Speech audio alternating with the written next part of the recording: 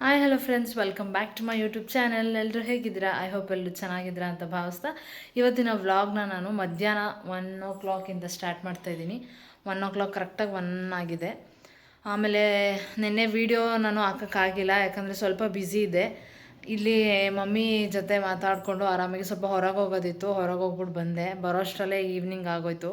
So ನಾನು ಯಾವುದೇ ವೀಡಿಯೋಸ್ನ ಹಾಕೋಕ್ಕಾಗಿರಲಿಲ್ಲ ನಿನ್ನೆ. ಅದಕ್ಕೆ ಇವತ್ತು ಬೆಳಗ್ಗೆಯಿಂದ ಸ್ವಲ್ಪ ರೆಸ್ಟ್ ಮಾಡಿ ಡೈಲಿ ಓಡಾಡೋದೇ ಆಗಿದೆ. ನಾನು ಮುಂಚೆ ವಿಡಿಯೋದಲ್ಲಿ ಹೇಳ್ದಾಗೆ 3 months ಆಯಿತು. 3 monthಸಿಂದ ಬರೀ ಓಡಾಡೋದೇ ಆಗಿದೆ. ಅದಕ್ಕೆ ಕಂಪ್ಲೀಟಾಗಿ ಒಂದಿನ ರೆಸ್ಟ್ ಮಾಡೋಣ, ಎಲ್ಲೂ ಹೊರಗಡೆ ಹೋಗದೆ. ಮನೆ ಒಳಗಡೆ ಏನೇ ಕೆಲಸ ಇದ್ರೂ ಹೊರಗಡೆ ಹೋಗಿ ಬಂದರೆ ಸಿಕ್ಕಾಪಟ್ಟೆ ಟಯರ್ಡ್ ಆಗುತ್ತೆ. ಅದಕ್ಕೆ ಹೊರಗಡೆ ಎಲ್ಲೂ ಹೋಗೋದು ಬೇಡ ಇವತ್ತು ಅಂತ ಆರಾಮಾಗಿ ಮನೇಲಿದ್ದೆ ಮಾರ್ನಿಂಗಿಂದ. ಇವಾಗ ಫ್ರೆಶ್ ಅಪ್ ಆಗಿ ಸ್ನಾನ ಮುಗಿಸಿ ಈಗ ಪೂಜೆ ಮಾಡಬೇಕು. ಥರ್ಸ್ಡೇ ಇವತ್ತು.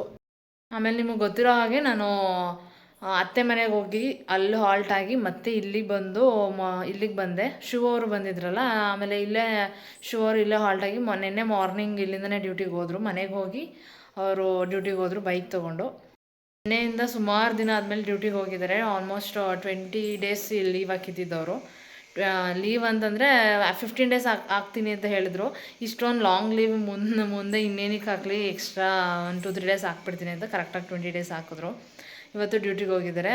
ಈವ್ನಿಂಗ್ ಬರ್ತೀನಿ ಡ್ಯೂಟಿ ಮುಗಿಸ್ಕೊಂಡು ಅಂತ ಹೇಳಿದ್ದಾರೆ. ಇವತ್ತು ಥರ್ಸ್ಡೇ ಆಗಿರೋದ್ರಿಂದ ಸ್ನಾನ ಮಾಡಿಬಿಟ್ಟು ಪೂಜೆ ಮಾಡೋಣ ಅಂತ ಇಷ್ಟೊತ್ತವರೆಗೂ ತಲೆಗೆ ಆಯಿಲ್ ಹಾಕಿದ್ದೆ. ಅಲ್ಲಿ ಇಲ್ಲಿ ಓಡಾಟದಲ್ಲಿ ತಲೆಗೆ ಕರೆಕ್ಟಾಗಿ ಎಣ್ಣೆನೇ ಹಚ್ಚಿರಲಿಲ್ಲ. ಡೈಲಿ ಸ್ನಾನ ಮಾಡು ಹೇರ್ ಫಾಲ್ ಆಗ್ತಾಯಿತ್ತು.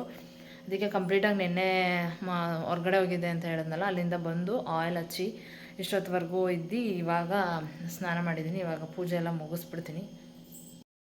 ಫ್ರೆಂಡ್ಸ್, ಟೈಮ್ ಬಂದು ಇವಾಗ 2 o'clock ಆಗಿದೆ. ಊಟದ ಟೈಮ್ ಆಯಿತು. ಹೊಟ್ಟೆ ಹಸ್ವಾಗ್ತಾಯಿದೆ. ಮಾರ್ನಿಂಗ್ ಬೇಗ ತಿಂದಿದ್ದೆ. ಮಾರ್ನಿಂಗ್ ಬಾತ್ ಮಾಡಿದರು ಮಮ್ಮಿ.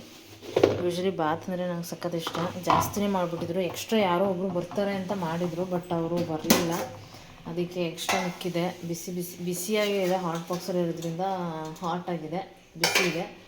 ಅದಕ್ಕೆ ಬಾತೆ ಹಾಕ್ಕೊಂಡು ತಿನ್ನೋಣ ಅಂತ ಮಮ್ಮಿ ಸ್ನಾನ ಮಾಡ್ತಾಯಿದ್ದಾರೆ. ಬಾತು ಮತ್ತು ಮೊಸರು ಬಜ್ಜಿ ಎಲ್ಲ ಹಾಗೆ ರೆಡಿ ಆಗಿದೆ. ಈಗ ಬಾತೆ ಹಾಕ್ಕೊಂಡು ತಿನ್ಬಿಡ್ತೀನಿ. ಫ್ರೆಂಡ್ಸ್ ನೋಡಿ, ಬಂದರು ಬಾಸ್. ಡ್ಯೂಟಿ ಮುಗಿಸ್ಕೊಬಂದ್ರಾ? ಮತ್ತು ಹೆಂಗಿತ್ತು ಡ್ಯೂಟಿ? 20 days ಹೋಗ್ತಾ ಇರಲಿಲ್ಲ. ಜಾಸ್ತಿ ಇತ್ತಾ ವರ್ಕು? ಅದಕ್ಕೆ ಡಲ್ಲಾಗಿದ್ದೀರಾ? ಇವತ್ತು ಸ್ವಲ್ಪ ಜಾಸ್ತಿ ಇತ್ತು. ಅಂದರೆ ಅಷ್ಟು 25 days ಆಗಿತ್ತು ಡ್ಯೂಟಿಗೆ ಹೋಗಿ. ನಿನ್ನೆಯಿಂದ ಹೋಗ್ತಾ ಇದ್ದೀನಿ. ಯಾವತ್ತಿಂದ ರಜೆ ಹಾಕಿದ್ದು ನೀವು? 16th 15th ಹಬ್ಬ ಇತ್ತು, ಸಂಕ್ರಾಂತಿ ಹಬ್ಬ ಏನಾಯಿತು ಅವತ್ತಿನ ಲೆಕ್ಕ. 16ನೇ ತಾರೀಕಿನ ಲೆಕ್ಕ. ಆ್ಯಕ್ಚುಲಿ ನಾನು 15 ದಿನ ತೊಗೊಂಡಿದ್ದೆ. ಅಪ್ ಟು 10th ತನಕ ತೊಗೊಂಡಿದ್ದೀನಿ. 25 days. ಆಮೇಲೆ ಇನ್ನು ಹೋಗ್ತಾ ಇರ್ಬೇಕು, ಸುಮ್ಮನೆ ತಲೆ ಬಗ್ಗಿಸ್ಕೊಂಡು ಡ್ಯೂಟಿ ಕಡೆ ನನ್ನ ನಡೆ. ಈ ಥರ ಲಾಂಗ್ ಲೀವು ಏನು ತಗೊಳ್ಳಲ್ಲ ಬಿಡಿಯಲ್ಲ. ಇದೆ ಹೈಯೆಸ್ಟ್. ನಾನು ಲಾಂಗ್ ನನ್ನ ಅಕ್ಕನ ಮದುವೆ ಟೈಮ್ಗೂ ಮ್ಯಾಕ್ಸಿಮಮ್ 1 ವಾರ 10 ದಿನ ತೊಗೊಂಡಿದ್ದು ನಾನು. ಹೌದಾ? ರಮ್ಯಾ ಅಕ್ಕನ ಮದುವೆಲಿ ಅದೇ ಹೈಯೆಸ್ಟ್ ಲೀವ್ ತೊಗೊಂಡಿರೋದು ನಾನು. 25 days. ನಿಮ್ಮ ಮದುವೆಗೆ ರಮ್ಯಾ ಅಕ್ಕನೂ 15-20 days ಲೀವ್ ತೊಗೊಬಿಟ್ಟಿದ್ದಾರೆ ನೋಡಿ. ಕರೆಕ್ಟಾಗಿ ಅವರು ಸಂಕ್ರಾಂತಿ ಇಲ್ಲ ಅದಕ್ಕೂ ಮುಂಚೆನೇ ತೊಗೊಬಿಟ್ಟಿದ್ರು. ಅವರು 20 days ತೊಗೊಂಡಿದ್ರು ಅವರು. ಹೌದು, ಸ್ವಲ್ಪ ಮೈಂಡ್ ಕೇಳ್ತಾ ಇರ್ತಾರೆ. ಫ್ರೆಂಡ್ಸ್ ಆವಾಗಲೇ ಬಂದು ಏನೋ ಬಚ್ಚಿಟ್ಕೊಂಡಿದ್ದಾರೆ. ಏನೋ ನನಗೋಸ್ಕರ ಏನೋ ತಂದಿದ್ದಾರೆ ಬ್ಯಾಗಲ್ಲಿ. ನಾನು ಏನೋ ತಿನ್ನೋಕೆ ಏನಾದರೂ ತಂದಿರಬೇಕು ಅಂತ ನಾನು ಅಂದ್ಕೊಂಡೆ. ಆ ಬ್ಯಾಗ್ ನೋಡ್ಬಿಟ್ಟು ಇನ್ನೂ ತೋರಿಸ್ತಾ ಇಲ್ಲ.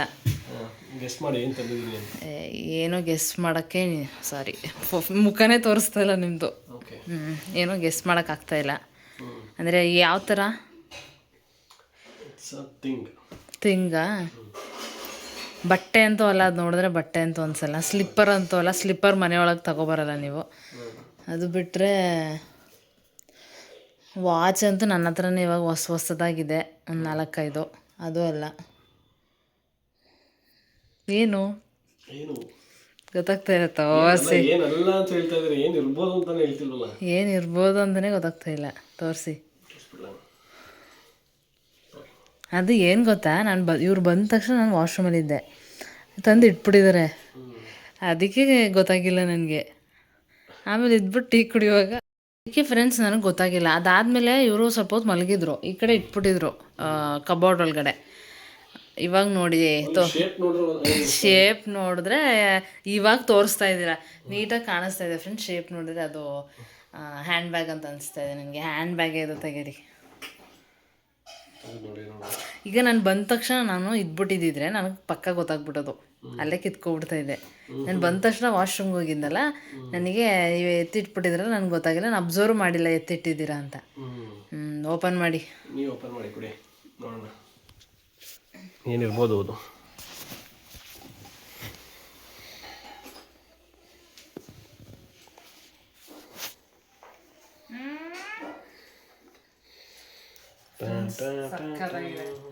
ಹೇಗಿದೆ? ಸೂಪರ್ ಆಗಿದೆ. ಆ್ಯಕ್ಚುಲಿ ಇದ್ರ ಬಗ್ಗೆ ಯಾವಾಗಲೂ ಒಂದ್ಸಲ ಮಾತಾಡಿದ್ದು ನೆನಪು ನನಗೆ. ಯಾವ್ದ್ರ ಬಗ್ಗೆ? ಈ ಥರ ಹ್ಯಾಂಡ್ ಬ್ಯಾಗ್ ಚೆನ್ನಾಗಿರುತ್ತಲ್ವಾ ಅಂತ. ನನ್ನ ಜೊತೆನಾ? ನೀವು ನನ್ನ ಜೊತೆ ಮದುವೆಗೂ ಮುಂಚೆ ಅಲ್ವಾ? ಹೌದು. ಅಂದರೆ ಈ ಥರ ಬ್ಯಾಗು ಯಾರೋ ಒಬ್ರು ನಮ್ಮ ರಿಲೇಟಿವ್ಸಲ್ಲಿ ಯಾರೋ ಒಬ್ರು ಯೂಸ್ ಮಾಡ್ತಾಯಿದ್ರು. ಈ ಥರ ಕಲೆಕ್ಷನ್ಸಲ್ಲಿ ವೆರೈಟಿ ಬ್ಯಾಗ್ ಯೂಸ್ ಮಾಡ್ತಾಯಿದ್ರು. ಅವಾಗ ನೋಡ್ಬಿಟ್ಟು ಇಷ್ಟ ಆಗಿದ್ದು ತೊಗೊಬೇಕು ಅಂತ. ಬಟ್ ಮದುವೆಗೂ ಮುಂಚೆ ತೊಗೊಂಡಿದ್ರೆ ಯೂಸ್ ಆಗ್ತಾ ಇರಲಿಲ್ಲ ನನಗೆ. ಚೆನ್ನಾಗಿದೆ. ಇಷ್ಟ ಆಯ್ತಾ? ಇದು ಸಿಟಿಲಿ ತೊಗೊಂಡಿದ್ದು. ಸಿಟಿಲಿ ಎಲ್ಲಿ? ಮೀನಾ ಬಜಾರ್. ಸಕ್ಕತ್ತಾಗಿದೆ. ಈಗ ಓಪನ್ ಮಾಡೋದು ಹಿಂಗೆ.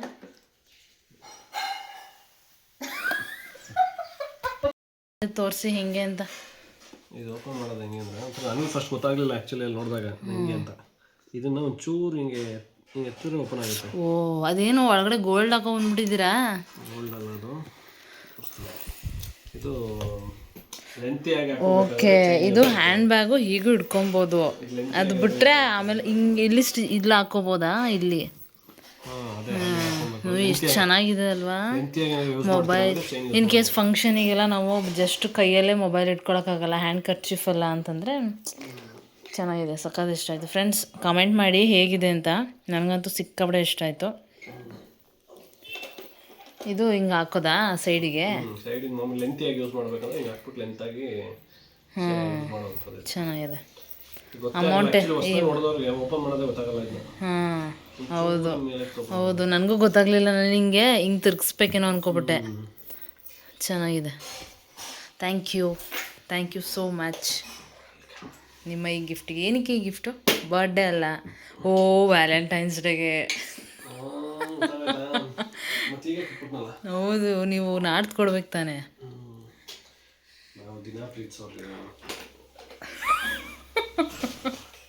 ಸಖತ್ತಾಗಿದೆ, ತುಂಬ ಚೆನ್ನಾಗಿದೆ. ಪ್ರೈಸ್ ಬಂದು ಹಾಗೆ ಇದು ನನಗೂ ಗೊತ್ತಿಲ್ಲ ಫ್ರೆಂಡ್ಸ್, ಈ ಪ್ರೈಸ್ ಎಷ್ಟು ಅಂತ. ನಿಮ್ಮ ಮುಂದೆನೇ ಇವಾಗ ರಿವೀಲ್ ಮಾಡ್ತಾರೆ.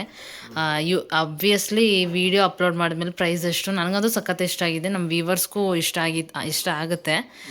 ಪ್ರೈಸ್ ಎಷ್ಟು ಅಂತ ಕೇಳ್ತಾರೆ. ಮೀನಾ ಬಜಾರಲ್ಲಿ ತೊಗೊಂಡಿದ್ದು ಅಂತ ಹೇಳ್ತೀರಾ. ಶಾಪ್ ನೇಮ್ ಗೊತ್ತಾ?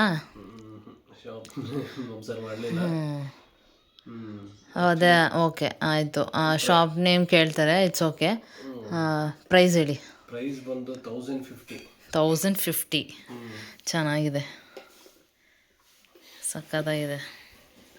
ಥರ ಡೀಸೆಂಟಾಗೂ ಅಂತ ಇದೆ, ಆಮೇಲೆ ಡಿಸೈನಾಗೂ ಇದೆ.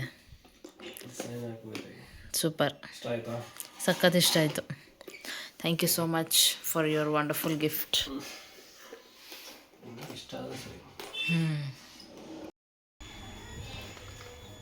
ಎಲ್ಲಿ ಹೋಗ್ತಾ ಇದ್ದೀವಿ ಫ್ರೆಂಡ್ಸ್? ಸುಮ್ಮನೆ ನಂಜನಗೂಡು ಏನೋ ತರೋದಿತ್ತು. ಈಗ ಸಿಟಿಗೆ ಹೋದರೆ ಲೇಟ್ ಆಗುತ್ತೆ ಅಂತ ಇಲ್ಲೇ ಹತ್ರದಲ್ಲಿ ನಂಜನಗೂಡಿಗೆ ಹೋಗ್ತಾಯಿದ್ವಿ. ಟೈಮ್ ಬಂದು 6:30 ಆಗಿದೆ. ಹೊರಡೋಣ.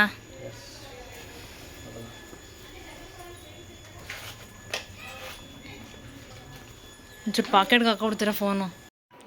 ಹಾಗೆ ಫ್ರೆಂಡ್ಸ್, ಅಲ್ಲಿ ಏನೋ ತರೋದಿತ್ತು, ತೊಗೊಂಡು ಇಲ್ಲಿ ಗ್ರೌಂಡಲ್ಲಿ ಗೋಬಿ ತಿನ್ನೋಣ ಅಂತ ಬಂದ್ವಿ. ಚೆನ್ನಾಗಿರುತ್ತೆ.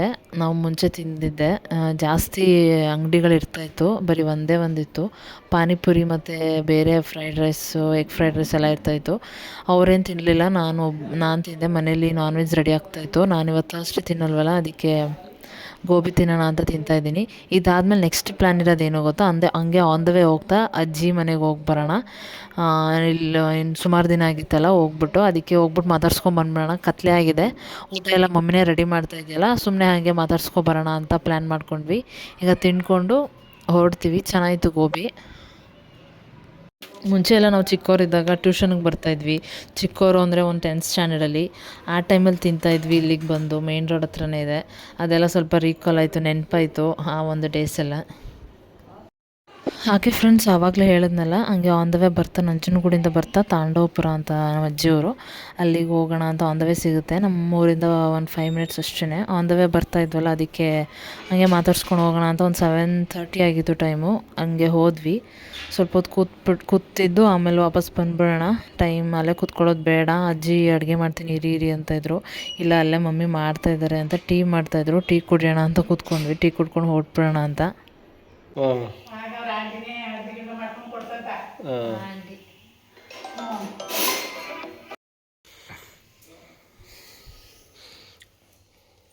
ಟೀ ಕುಡಿತಾ ಇದೀವಿ ಫ್ರೆಂಡ್ಸ್ ನಾವು. ಅಜ್ಜಿ ರಕ್ಷಿತಾ ನೋಡಿ ಫುಲ್ ಖುಷಿ ಆಗ್ಬಿಟ್ರು. ನಾನು ಬರ್ತಾನೆ ಹೇಳಿದೆ, ನಿಮ್ಮ ಅಜ್ಜಿ ನಿಮ್ಗೆ ನೋಡಿದ ತಕ್ಷಣ ಫುಲ್ ಖುಷಿ ಆಗ್ಬಿಡ್ತಾರೆ ಅಂತ. ಗೊತ್ತಾಗಲಿಲ್ಲ ಆ್ಯಕ್ಚುಲಿ. ಗಾಡೀಲಿ ಒಂದ್ಸಲ ಬಂದಿಲ್ವಲ್ಲ ಬೈಕಲ್ಲಿ, ಗೊತ್ತಾಗಲಿಲ್ಲ. ಹೌದು, ಫುಲ್ ಹತ್ರ ಬಂದಾಗ ಅವರು ಗೊತ್ತಾಯ್ತು, ಫೈನ್ ಮಾಡಿದ್ರು. ನಾನು ಹೇಳಿದೆ, ನಿಮ್ಮ ಅಜ್ಜಿ ನೀನು ನೋಡಿದ ತಕ್ಷಣ ಫುಲ್ ಖುಷಿ ಆಗ್ಬಿಡ್ತಾರೆ.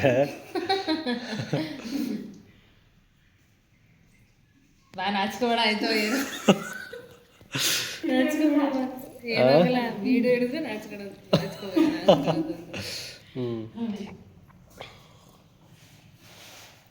ಏನಮ್ಮ ಚೆನ್ನಾಗಿ ಮಡಿಕೊಳ್ಳಿ.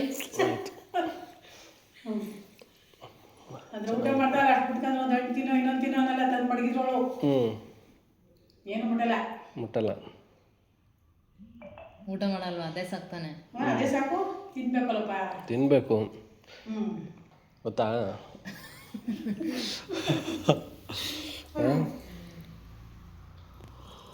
ನಮ್ಮ ಹೆಣ್ಮಕ್ಳ ಬೆರೆಸಿ ತಿನ್ಸಾಕ್ಬಿಡ್ತೀವಿ, ಇವಳು ಬೆದರ್ಸಿ ತಿನ್ನಲ್ಲ. ಹೂವು ಮಡಗ್ ಕೊಟ್ಟರು ತಿನ್ನಲ್ಲ ಅವಳು. ಅಂದರೆ ಅಜ್ಜಿದು ಪ್ರೀತಿ ಅಲ್ಲ, ಬೆದರ್ಸೋಕ್ಕಾಗಲ್ಲ ಮೊಮ್ಮಕ್ಳಿಗೆ. ಮಕ್ಳಿಗೆ ಬೇಕಾದ್ರೆ ಎದುರಿಸ್ತಾರೆ, ಮೊಮ್ಮಕ್ಳನ್ನ ಎದುರಿಸೋದು ಕಷ್ಟ. ಮಮ್ಮಿನೂ ಅಷ್ಟೇ, ಪಪ್ಪನೂ ಅಷ್ಟೇ.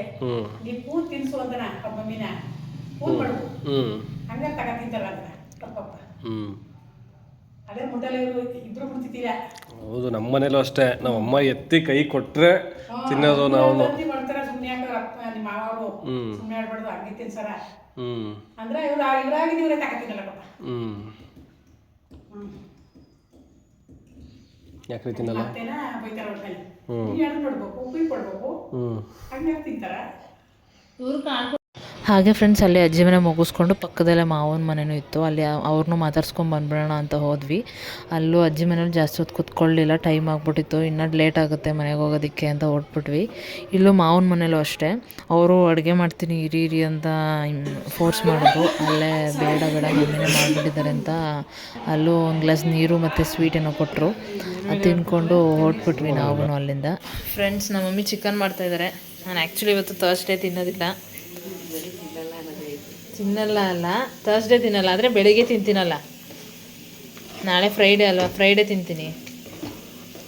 Chicken gravy.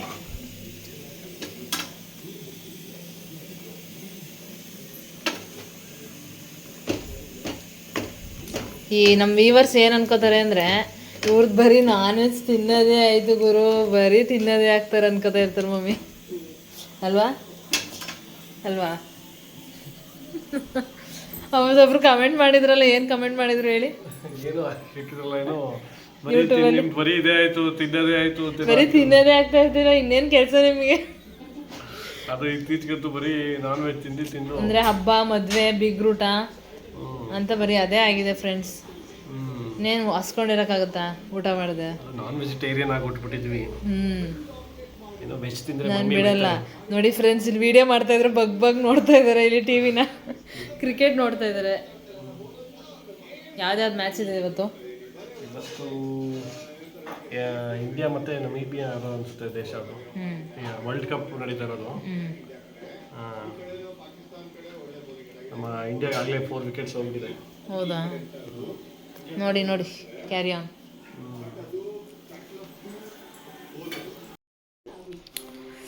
ರಾಹುಲ್, ನಾನು ಮಾಡಿರೋ ಚಿಕನ್ ಹೇಗಿದೆ?